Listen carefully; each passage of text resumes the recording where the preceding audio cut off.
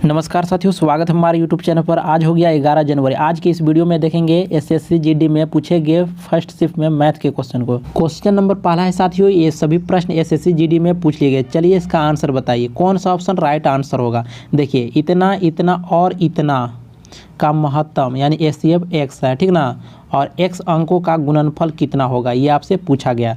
तो एचसीएफ कैसे निकालेंगे, देखेंगे। दो नंबर के बीच में डिफरेंट देख लेते हैं, तो कितना हो जाता है, 1317 का डिफरेंट हो जाता है। देखिए, अगर मान चलिए हमारा एचसीएफ ये है, तो ये से ये सभी तीनों कटना चाहिए, लेकिन नहीं कट रहा है। फिर इसको तोड़ देंगे, फिर इसको क्या करेंगे, तोड़ देंगे। तो 3 चौका 12 और 3 तिया 9, 9 तिया 27। अब देखिए 439 से ये सभी तीनों नंबर कट जा रहा है, यानी कट जा रहा है, तो यानी ये हमारा एचसीएफ हो जाएगा। अब एचसीएफ आ गया तो इसको आपस में गुना कर देना है। 4 तिया 12, 12 नवा 108, 108 इसका सही आंसर हो गया। 108 साथियों इसका करेक्ट आंसर हो गया। Option number C, option number C इसका राइट आंसर हो जाता है। चलिए क्वेश्चन नंबर दूसरा है। क्वेश्चन नंबर दूसरा, इसका आंसर दीजिए। देखिए, एक धनराशि चक्रवृद्धि ब्याज पर 10 वर्ष में दुगना हो जाती है, 10 वर्ष में दुगना हो जाती है। देखिए, टाइम ऐसे लिख लेना है, टाइम और ईयर। 10 वर्ष में दुगना हो जाता है, ठीक ना। तो ब्याज की समान दर पर वह कितने वर्ष में 4 गुना हो जाएगी, 4 गुना हो जाएगी। देखिए, 2 के पावर 1 तो लिख ही सकते हैं। अब 4 को आप कैसे लिख सकते हैं, 2 के पावर 2 लिख दीजिए। और पावर में पावर ध्यान दीजिएगा, अगर 1 में हम 2 गुना करते हैं तो यहाँ 2 आ जा रहा है, ठीक ना। तो यानी इसी टाइप से यहाँ क्या करेंगे, 2 गुना कर देंगे। 10 दूना 20, 10 दूना 20, 20 इसका करेक्ट आंसर आ जाएगा। 20 क्या हो जाएगा साथियों, करेक्ट आंसर हो जाएगा। देखिए, ऑप्शन नंबर डी हमारा राइट आंसर हो जाएगा। इस टाइप से आप सॉल्व कर सकते हैं। चलिए क्वेश्चन नंबर नेक्स्ट की ओर। क्वेश्चन नंबर तीसरा है, इसका आंसर दीजिए।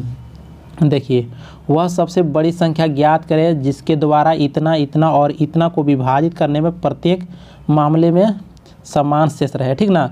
अब क्या करते हैं, सबसे बड़ी संख्या पूछा है ना, तो हम इसको हम फिर एचसीएफ निकाल देते हैं। एचसीएफ कितना आ जाता है, 48। मान चलिए ये है, ठीक ना। इससे अगर भाग देंगे तो ये सभी तीनों ने भाग देंगे ना, 47, 95, 187 में समान शेष आना चाहिए, लेकिन नहीं आ रहा है, ठीक ना। तो इसको फिर तोड़ते हैं।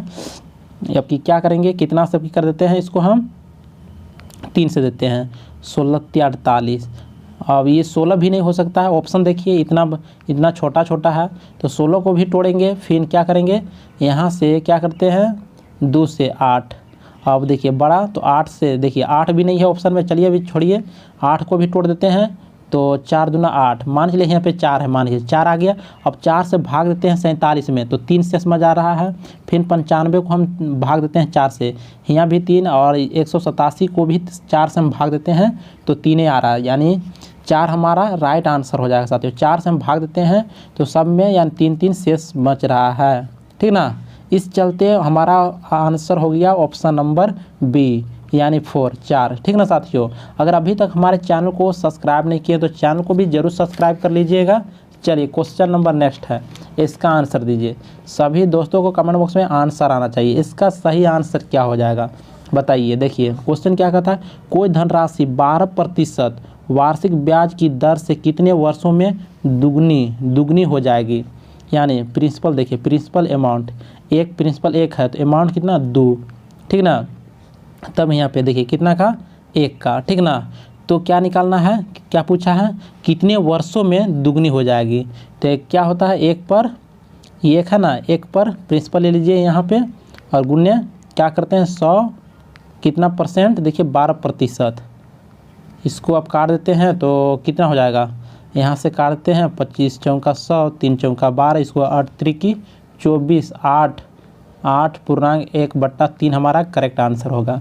ये हमारा राइट आंसर आ गया साथियों। देखिए कि कौन सा ऑप्शन में, देखिए ऑप्शन नंबर को ये 1 है ना, 8.1/3 किस में है, ऑप्शन नंबर सी हमारा राइट आंसर हो जाएगा।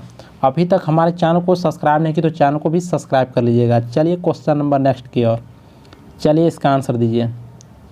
इसका कमेंट बॉक्स में आंसर दीजिए साथियों। देखते हैं कितने दोस्त लोग इसका आंसर दे सकते हैं, ठीक ना। सभी दोस्तों लोग का आंसर देना है इसमें। चलते हैं नेक्स्ट क्वेश्चन की ओर। चलिए इसका आंसर दीजिए।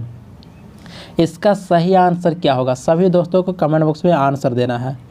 एक किताब के विक्रय मूल्य तथा क्रय मूल्य 3:4 4 के अनुपात में है, लाभ या हानि प्रतिशत बताना। देखिए क्या है, सेलिंग प्राइस और कॉस्ट प्राइस का दिया हुआ है 3:4 दिया है, तो लाभ या हानि प्रतिशत बताना है। देखिए मान चलिए कोई चीज़ हम 4 रुपये में खरीदते हैं और 3 रुपये में बेचते हैं, ठीक ना, तो एक का हानि हो रहा है, ठीक ना, कितना पर, यानी CP पर, यानी 4 पर गुने 100 कर देंगे और इसको काट देते हैं 25 चौका 100, 25% इसका सही आंसर हो गया।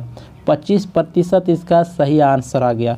देखिए किसमें है, 25% हानि हो रहा है, यानी ऑप्शन नंबर डी इसका करेक्ट आंसर हो जाता है।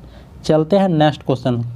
चलिए इसका आंसर दीजिए, इसका सही आंसर बताइए। इसी टाइप का क्वेश्चन पूछा जा रहा है साथियों। यदि x y से 80% अधिक है, देखिए पहले सबसे पहले x और y लिख लेते हैं।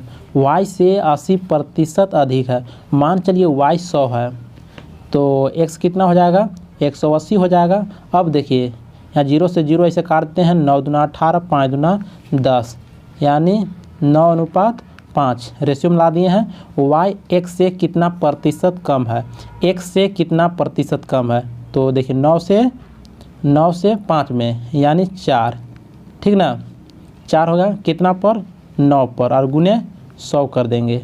चलिए इसको काटिए, इसको हम काटते हैं तो कितना हो जाएगा, इसको हम काटते हैं साथियों तो कितना हो जाएगा, 400/9। चलिए इसको हम काटते हैं, कितना हो जाएगा, तो हो जाएगा 9 चौका 36, 9 चौका 36 पॉइंट, फिर 9 चौका 36, यानी 44.44 होगा साथियों, ठीक ना। ये हमारा राइट आंसर हो जाएगा। देखिए कौन सा ऑप्शन में, ऑप्शन नंबर बी हमारा राइट आंसर हो जाता है। चलते हैं नेक्स्ट क्वेश्चन की ओर। चलिए इसका आंसर बताइए। देखिए एक कक्षा में 60 लड़के और लड़कियां हैं, तब इनमें से कौन सा लड़के और लड़कियां की संख्या का सही अनुपात नहीं है। देखिए ध्यान दीजिएगा, सही अनुपात नहीं है, यानी अगर साथियों देखिए 60 है ना, 60 है, 60 को हम क्या करते हैं, अगर इससे हम दोनों को इसको आपस में जोड़ देते हैं और इसको भाग देते हैं तो कट जाता है, ठीक ना। तो लेकिन यहाँ पे देखिए नहीं, यहाँ देखिए क्या लड़का और लड़कियों की संख्या का सही अनुपात नहीं है, यानी नहीं कटना चाहिए, ठीक ना। तो इससे अगर यहाँ 10 से है, 10 से देते हैं भाग तो कट जाता है, इसको 4 से भी भाग देते हैं 60 के तो कट जाता है।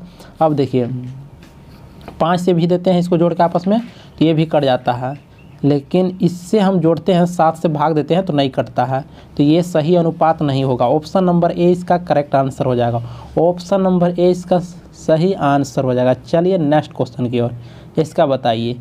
इस टाइप का क्वेश्चन हर एक शिफ्ट में एक क्वेश्चन देखने को मिल रहा है। देखिए 8 संख्याओं का औसत 44 है, 8 संख्याओं का औसत कितना है, 44 है। यदि प्रत्येक में y जोड़ा जाता है, प्रत्येक में क्या किया जाता है, y जोड़ा जाता है, तो औसत कितना हो जाता है, 47 बन जाता है, तो बराबर में 47। तो y का मान पूछा है ना, y का मान पूछा है, तो y इधर चल जाएगा तो माइनस में चल जाएगा, y बराबर कितना आ जाएगा, 3 आ जाएगा। आराम से आपका 2 नंबर मिल गया। ऑप्शन नंबर डी हमारा करेक्ट आंसर हो जाता है। चलते हैं नेक्स्ट क्वेश्चन की ओर। चलिए इसका आंसर दीजिए, इसका सही आंसर दीजिए। इसका सही आंसर क्या होगा, देखिए यहाँ से अगर यहाँ से भाग देते हैं 5 हो गया, यहाँ कर लेते हैं 5, 2 3 2 5, यहाँ ऑफ मतलब गुना, 5 5 25, 25 25 25 125, 125 हो गया, और यहाँ माइनस है तो माइनस यहाँ पे लिख देते हैं, ठीक ना। अब देखिए अब क्या करेंगे, इसको हम 3 दूना 6 और यहाँ 6 हो गया, 12 छक 72, तो हम इतना में से इतना माइनस कर देते हैं, 5 में से 2 3 और 12 में से 7 5, 53 इसका करेक्ट आंसर आ गया। 53 इसका करेक्ट आंसर आ गया। देखिए कौन सा ऑप्शन में 53, option number A, option number A हमारा राइट आंसर हो जाता है। चलते हैं नेक्स्ट क्वेश्चन। यही आज का लास्ट क्वेश्चन था साथियों। अगर वीडियो पसंद आया हो तो लाइक कर देना है और चैनल को जरूर सब्सक्राइब कर लीजिएगा।